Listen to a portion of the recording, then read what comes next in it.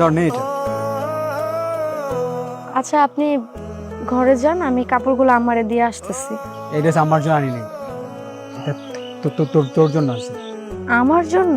রাতে খাওয়া দাওয়া শেষে ঘুমানোর আগে ড্রেসটা পরিস, আর পারলে একটু সাজুগুজু করিস। এমনি তো চেহারা এত ভালো না, অন্তত মেকআপ দিলে যদি একটু ভালো দেখায়।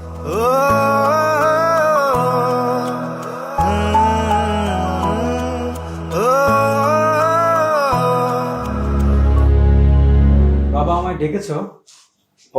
হ্যাঁ, বেলালের মা, কথাটা তুমিই বলো না বেলাল। আমাকে বলছো কেন? তুমি বললেই তো ভালো হয়। আজব ব্যাপার, তুমি বলছো মাকে বলতে, মা বলছে তোমাকে বলতে, কেউ একজন বলো। আসলে বেলাল, তোর এই মান্নান চাচা গত সপ্তাহে স্ট্রোক করে মারা গেছেন। কি বলছো বাবা? ইন্না লিল্লাহি ওয়া ইন্না ইলাইহি রাজিউন। আল্লাহ ওনাকে জান্নাতবাসী করুক। তোমার মান্নান চাচা যখন মৃত্যু সজ্জায়, তখন আমরা তোমার চাচাকে কথা দিয়েছি। কি কথা দিয়েছে বাবা? মানে বাবা এত ইয়েমানি করছো কেন, বলে ফেলো। বেলাল, আমি আর তোমার মা, মানে আমরা দুজনে মিলে তোমার মান্নান চাচার মেয়ে সাবিনার সাথে তোমার বিয়ের কথা দিয়ে ফেলেছি। আমাকে জিজ্ঞেস না করে তোমরা এরকম কথা দিলে কেন? আমি এই বিয়ে করতে পারবো না। দেখ বাবা, তুই অমত করিস না। সাবিনা অনেক লক্ষ্মী একটা মেয়ে, সাংসারিক একটা মেয়ে। শুধু সংসারে হলে হয় না মা, চেহারাটাও থাকতে হবে। দেখো বেলাল, তুমি কি ভাববে না, কি পারবে না, আমি কিন্তু সেটা জানতে চাইনি। আমি শুধু এতটুকু তোমাকে বলতে চাই যে একজন মৃত্যু পথযাত্রী মানুষকে আমি আর তোমার মা কথা দিয়েছি। আর বাবা, আমি তো ভেবেছিলাম যে সবকিছুর ঊর্ধ্বে তোমার বাবার জবানটাকে তুমি মূল্যায়ন করবে। সামিনা হলো গ্রামের একটা খ্যাত মার্কে মেয়ে, ওরকম একটা মেয়ের সাথে আমি আমার জীবনটা পার করতে পারবো না। তার মানে আমি আর তোমার মা, আমরা যে কথা দিয়েছি সেই কথার তোমার কাছে কোনো মূল্য নাই?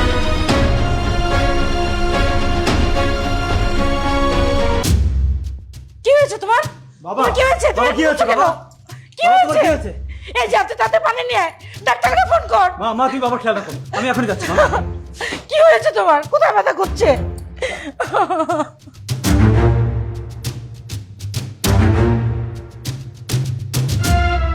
আমার কেমন লাগতেছে? ডাক্তার তোমার কি কইছে ভুলে গেছো? কোনো টেনশন কোনো যাইবো না।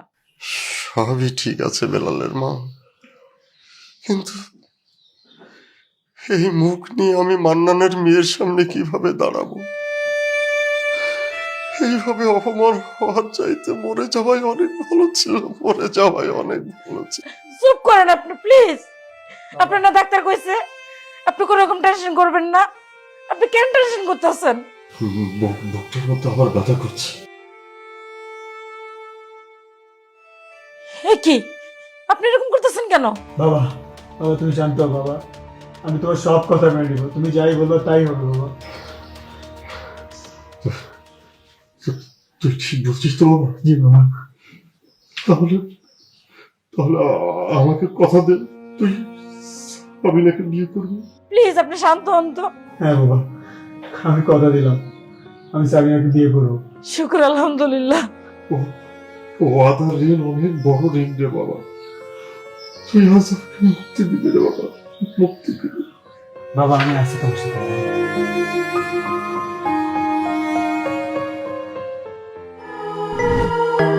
শুনছেন, আপনি কি ঘুমিয়ে পড়েছেন?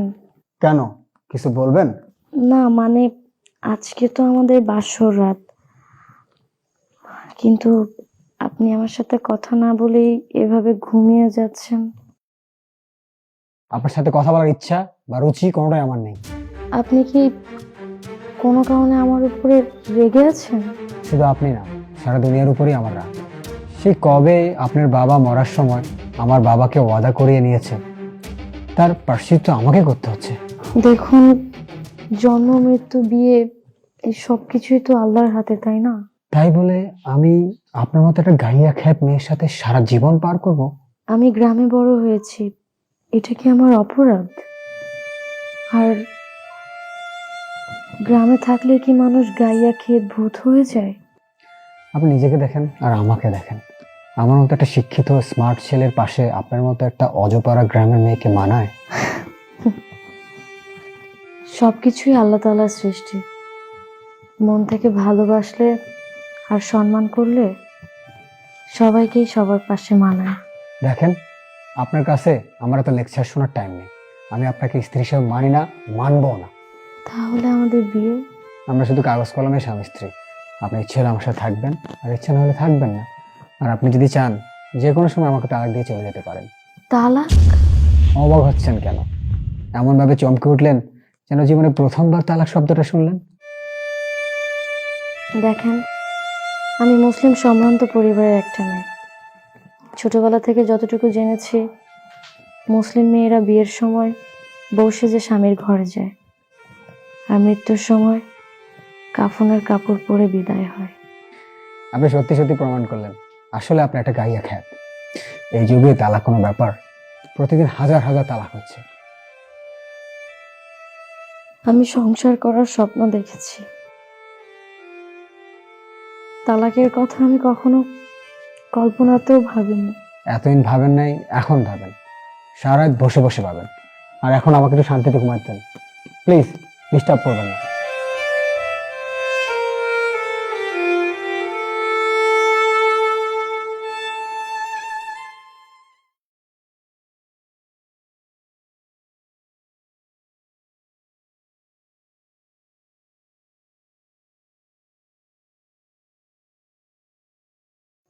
الصلاة خير من النوم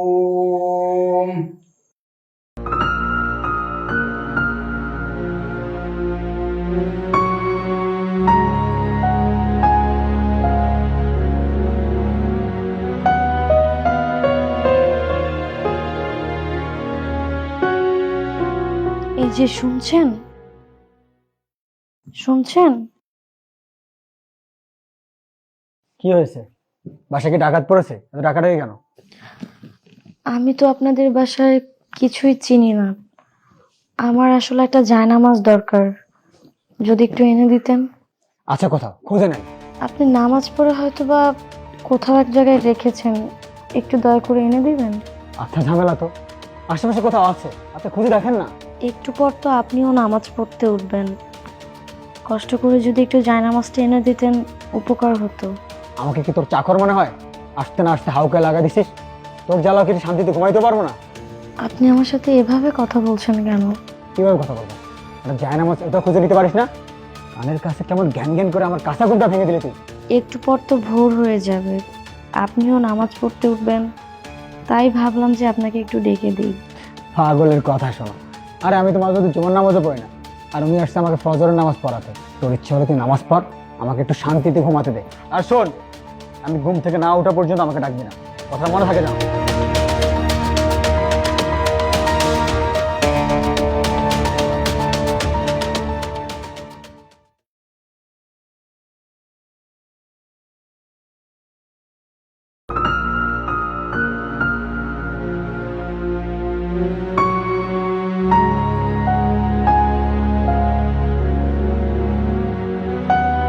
এই যে শুনছেন, শুনতে পাচ্ছেন? সকাল সকাল তো ডাকাডাকি শুরু করছেন কেন? আপনার চা। খাটের পাশে রেখে যান। আব্বা আম্মা আপনাকে ডাকছে নাস্তা করার জন্য, আপনি হাত মুখ ধুয়ে ফ্রেশ হয়ে নাস্তা করতে আসেন। ওফ, ঘুম ঘুম পাচ্ছে, আর একটু ঘুমাবো। কিন্তু আব্বা আম্মা। ওফ, কথা একবার বলে কানে শোনা যায় না? না কানের মধ্যে তুলে দিয়ে রাখছেন? আচ্ছা, আপনি আমার সাথে এভাবে কথা বলছেন কেন? তো কিভাবে বলবো? একবার তো বললাম আমার ঘুম পাচ্ছে, তারপরও একই কথা কানের কাছে জ্ঞান জ্ঞান করে যাচ্ছেন কেন? আমার ভুল হয়ে গেছে, আমি আসলে বুঝতে পারিনি। এখন আমার চোখের সামনে থেকে যান। সকাল সকাল মেজাজটাই খারাপ করেছে।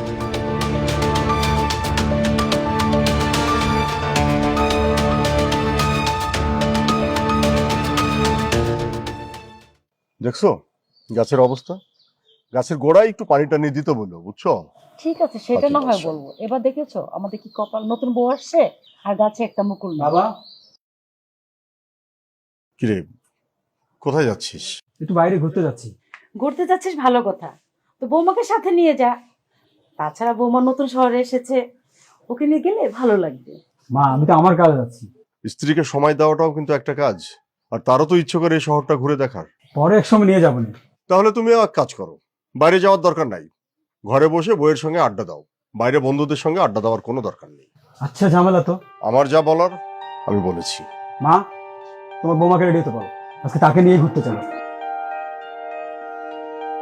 দেখেছো ছেলে বিয়ে করার পর থেকে কেমন বেয়াদব হয়ে যাচ্ছে।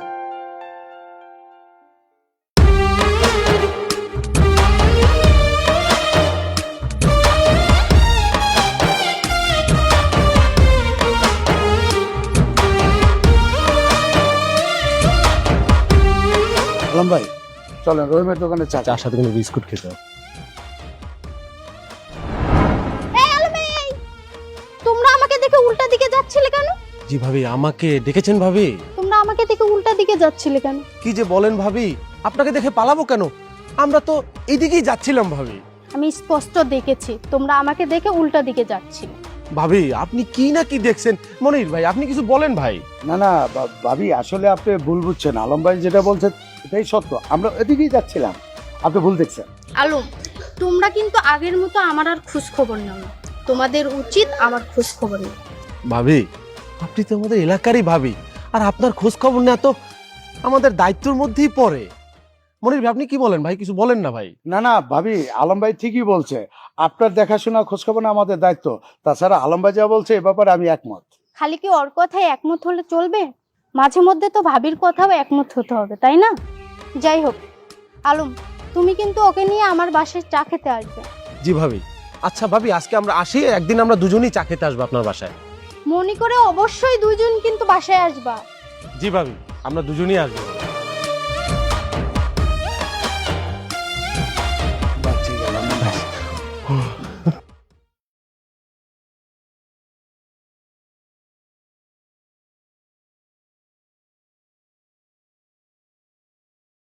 ধরে রাখতে পারো না?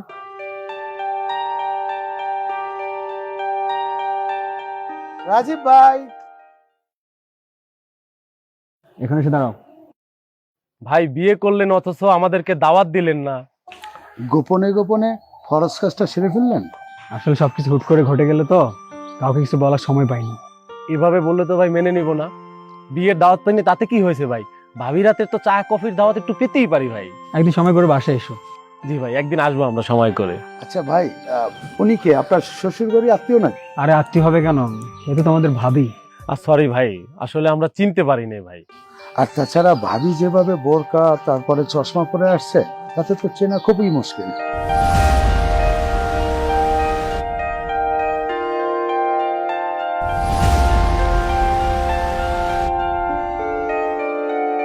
আচ্ছা ভাই, আমরা তো ওনার দেবরের মতোই, আর আমাদের সামনে ওনার তো লজ্জা কিসের ভাই?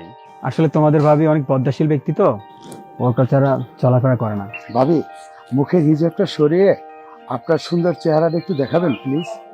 আমাকে মাফ করবেন, আমি আসলে আমার স্বামী ব্যতীত অন্য কোনো পুরুষকে মুখ দেখাই না। ঠিক আছে ভাবি, আপনি যেটা ভালো মনে করেন সেটাই করেন। আসলে যাই বলেন বেলাল ভাই, এই যুগে এত সুন্দর পর্দাশীল বউ পাওয়া ভাগ্যের ব্যাপার।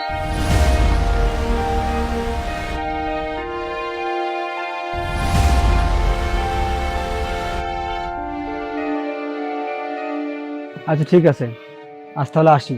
তোমার ভাবিকে নিয়ে একটু এলাকাটা ঘুরে দেখাবো বলে বের হয়েছি তো। আচ্ছা ভাই ঠিক আছে। ভালো থাকো তোমরা, চলো। কি বুঝলেন মনির ভাই? আমার যা বোঝার বোঝা হয়ে গেছে। আমার কি মনে হয় জানো, ভাবির চেহারা তেমন একটা সুন্দর না। যদি সুন্দর হইতো এইভাবে বোরকা নেকাব দিয়ে কি আমাকে সামনে আনতো? আমিও তাই ভাবতেছিলাম ভাই। আচ্ছা ওনার বউ যদি সুন্দর হইতো, উনি যে ধরনের স্মার্ট মানুষ, উনি তো পুরো দুনিয়ার দাওয়াত দিয়ে বেড়াইতো ভাই। উনি কিন্তু কাউকে দাওয়াত দেয় না ভাই। এটাই ঠিক, এই জন্যই গোপনে গোপনে বিয়ের কাজটা সেরে ফেলাইছে। আমারও মনে হয় তাই ভাই। আরো একটা কারণ আছে, অনেক টাকা মনে হয় যৌতুক পাইছে। যৌতুক না পাইলে কি আর ভাই এরকমের করে? চলো আমরা চা খাই। চলেন ভাই।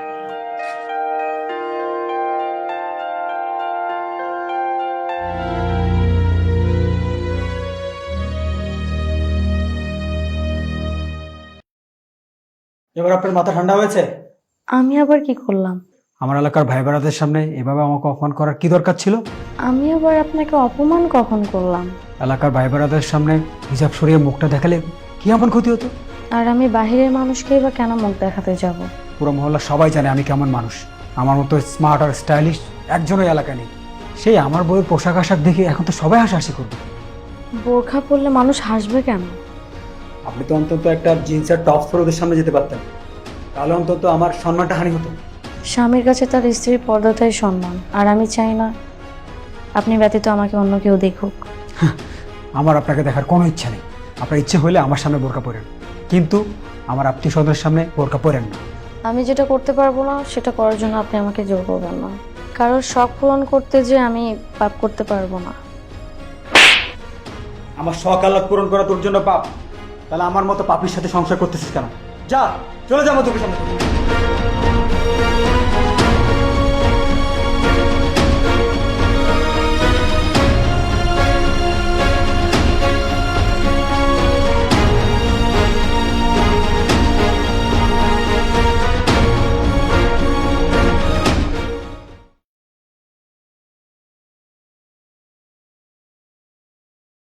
বেলাল, জি ভাবি।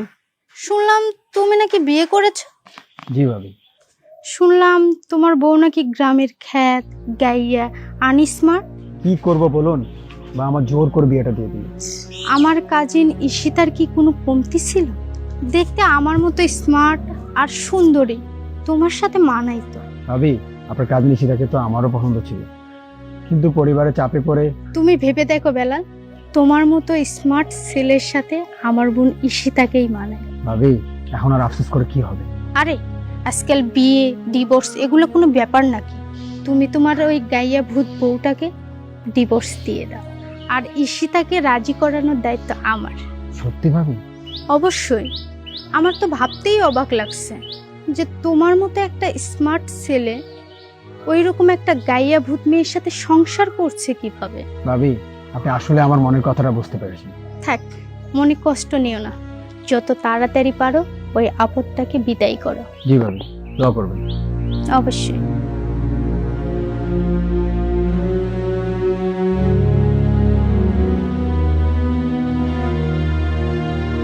আমার ভাবতেও ঘেন্না লাগছে যে তুই আমার সন্তান।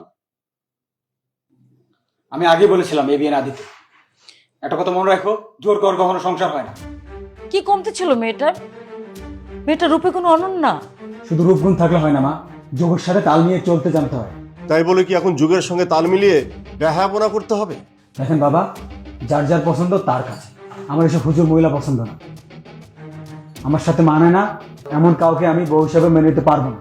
হ্যাঁ, একদম ঠিক বলেছিস। আসলেও ওই মেয়ের সাথে না তোকে মানায় না। ওই রকম একটা গুণবতী দিনদার মেয়ের সাথে একটা ভালো ছেলেকে মানায়, তোর মতো অমানুষকে না। মা, বাবা এসব কি বলছে? তোর বাবা ঠিকই বলেছে। তোর মতো একটা ছেলেকে পেটে ধরেছে বলে আজকে নিজের কাছে নিজেকে অপরাধী মনে হচ্ছে। একটা কথা শুনে রাখ বেলাল, মানুষের মন ভাঙা মসজিদ ভাঙার সমান। তুই আজ সাবিনার মন ভেঙেছিস, শুধু সাবিনার মন ভাঙিসনি, তুই তোর বাবা আর আমার দুজনের মন ভেঙেছিস। বাদ দাও তো, এইসব কথা তোমার ছেলেকে বলে লাভ নাই। এইসব বোঝার মতো জ্ঞান বুদ্ধি আল্লাহ তাআলা ওর মধ্যে দেয়নি। তোমাদের মন রক্ষা করতে গিয়ে আমি আমার নিজের মন ভাঙতে পারবো না, মনে রাখো।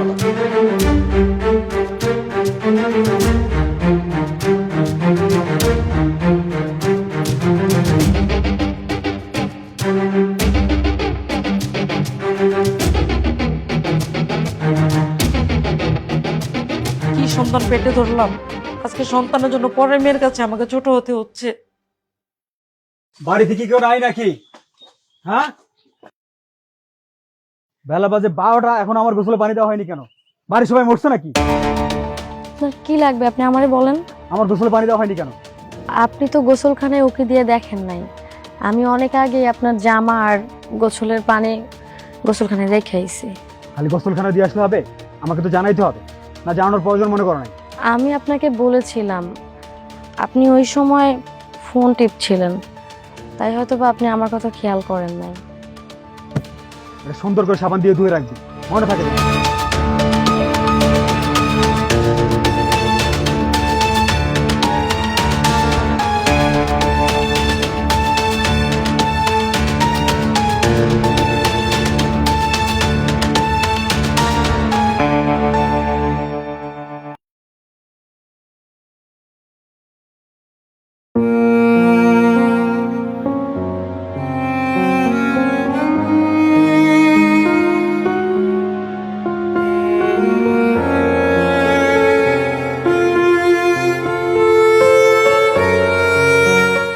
ঘুমাস নাই যে?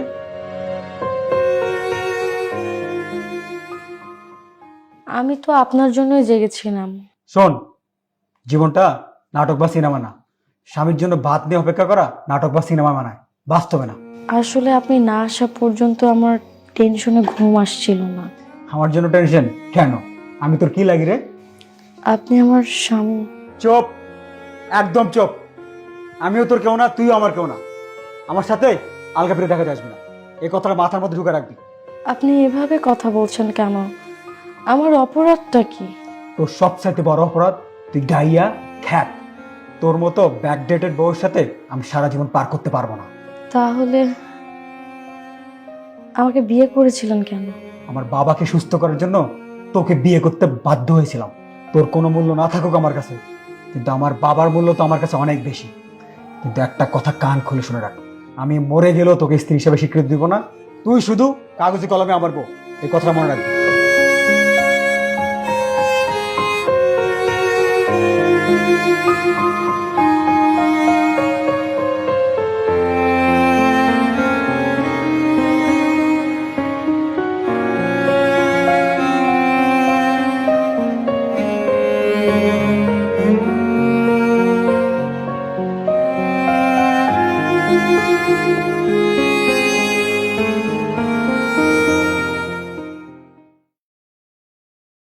এই শুনতে পাচ্ছিস? জি বলেন। সারাদিন অনেক পরিশ্রম করছি, আমার পায়ে অনেক ব্যথা, আমার পাটা টিপে দে তো।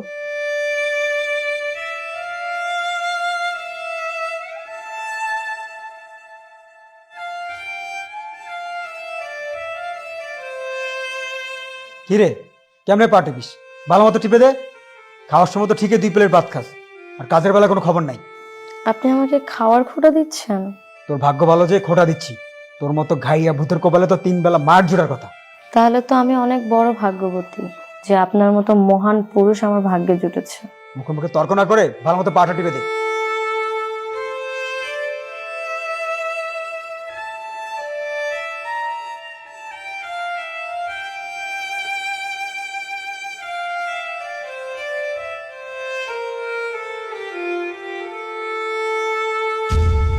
কিরে, 2 মিনিট পা টিপতে না টিপতে ঘুমিয়ে গেলি?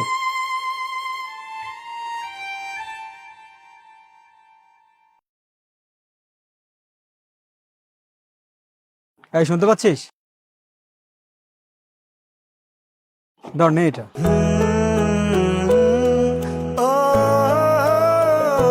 আচ্ছা আপনি ঘরে যান, আমি কাপড়গুলো আমারে দিয়ে আসতেছি।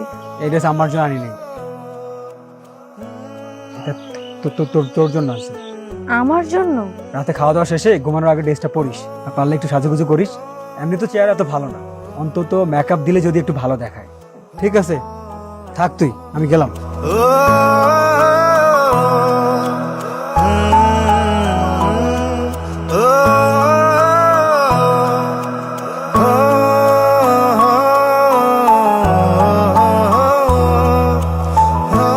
জি ম্যানেজার সাহেব, মালগুলো কি গোডাউনে ঢুকেছে? আর শুনুন, আপনি ছোটো ছোটো ব্যাপারে বাবাকে ফোন দিন না, বাবার শরীর কিন্তু ভালো না। এখন থেকে সব কিছুতে আপনি আমাকে জানাবেন, বুঝতে পারছেন? পেমেন্টের চাপ তো জানি, একটু একটু ম্যানেজ করেন, আমি দেখতেছি, ব্যবস্থা হচ্ছে। জি জি। আচ্ছা ম্যানেজার সাহেব, আপনার সাথে আমি পরে কথা বলবো। ওকে। এই নিন টাকা। টাকা? ব্যাংক থেকে উঠিয়ে নিয়ে আসছি। যাক, ভালোই হলো, টাকাগুলো ব্যবসার কাজে লাগানো যাবে। হ্যাঁ, আপনি ভরসা হারায়েন না, আল্লাহ সব কিছু ঠিক করে দেবে। তাই যেন হয়।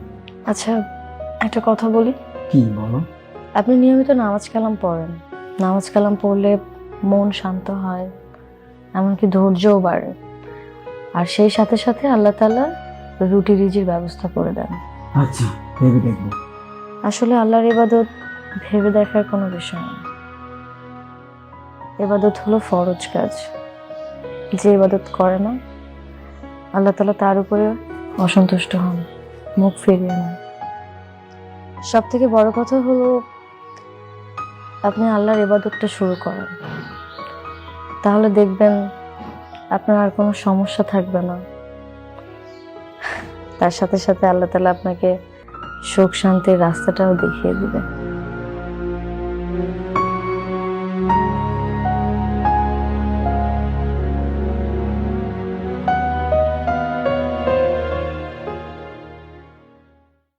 الصلاة خير من النوم الله أكبر الله أكبر لا إله إلا الله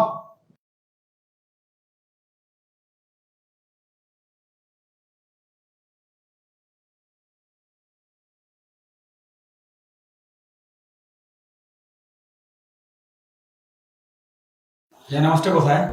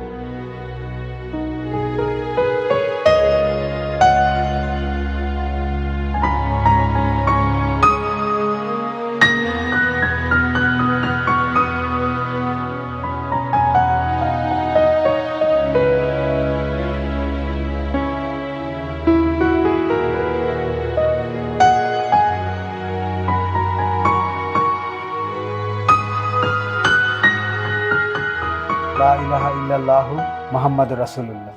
আমিন।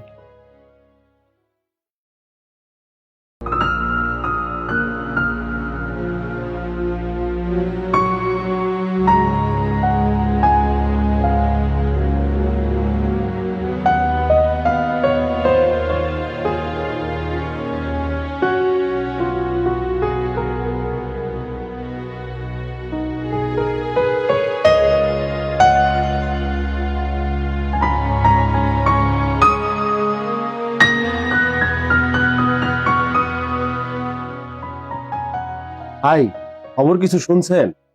কি খবর? আমাদের মহল্লার সাইম ভাইয়ের বউ জিনিয়া ভাবি নাকি গতকালকে পালাই গেছে। সাইম্বার বউ মানে ওই যে চুলে কালার করা? ও ভাই সারাদিন মেকআপ করতো, তারপরে জিন্স টপস পরা আমাদের মহল্লার ছেলেদের সাথে যে বাইকের পিছনে করে ঘুরে বেড়াইতো সেই জিনিয়া ভাবি। উনি তো সবসময় মডার্ন ভাবে ঘুরতেন। সাইম ভাই কিছু বলতেন না? হাজারবার বলতেন, কিন্তু ওই মহিলা তো শুনতেন না। বুঝলেন ভাই, বর্তমান সমাজে স্বামী ভক্ত পর্দাশীল বউ পাবেন কই? তা অবশ্য ঠিক বলছিস তোরা। এই যুগে ছেলে মেয়েদের চরিত্রের গ্যারান্টি দেওয়া খুবই কঠিন আলম ভাই।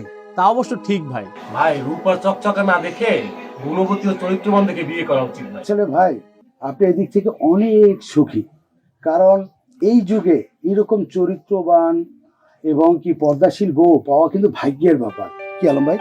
আপনি ঠিকই বলেছেন, এরকম চরিত্রবান বউ আসলে এই যুগে পাওয়া মুশকিল।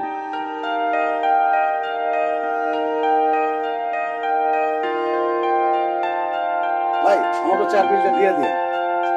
ভাই তাহলে আমরা আসি ভাই।